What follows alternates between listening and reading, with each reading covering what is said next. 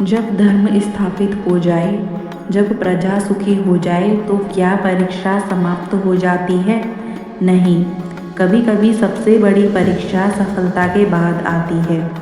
आज हम सुनेंगे महाराज पृथु के 100वें अश्वमेध यज्ञ की कथा और इंद्र के भय की कहानी। महाराज पृथु ने निश्चय किया कि वे 100 अश्वमेध यज्ञ करेंगे। एक एक कर 99 यज्ञ पूर्ण हुए। संपूर्ण पृथ्वी पर उनका यश फैल गया। देवता भी प्रसन्न थे, ऋषि भी संतुष्ट थे, परंतु एक देवता के मन में चिंता उत्पन्न हुई। स्वर्ग के राजा इंद्र। उन्होंने सोचा यदि पृथु 100वां यज्ञ पूर्ण कर लेंगे तो उनका यश मुझसे भी बड़ा हो जाएगा।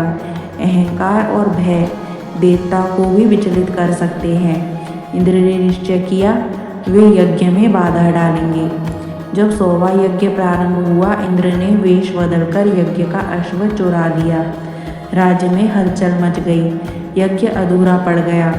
पृथु के पुत्र ने अश्व को वापस लाया, लेकिन इंद्र ने फिर चोरी की, फिर वेश बदला, फिर छल किया। जब पृथु का क्रोध प्रज्वलित हुआ, उन्होंने इंद्र को दंड देने का संकल्प लिया। ऋषियों ने कहा, राजन, आपका यश पहले ही स्थापित है। एक यज्ञ के लिए क्रोध उचित नहीं। इंद्र का छल बार बार हुआ, पर अंततः पृथु ने क्रोध पर नियंत्रण किया। तभी भगवान प्रकट हुए। उन्होंने कहा, पृथु, यज्ञ का उद्देश्य अहंकार नहीं, धर्म की स्थापना है।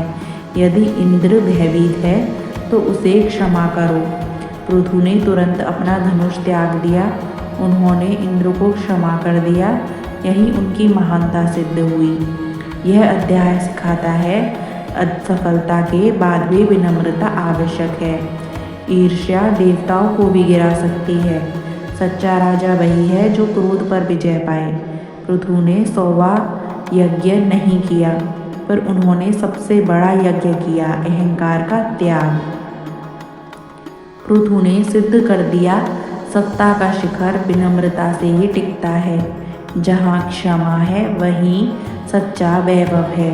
अगले अध्याय में जानेंगे कैसे पृथु का जीवन एक नई आध्यात्मिक यात्रा की ओर बढ़ता है। तब तक के लिए राधे राधे।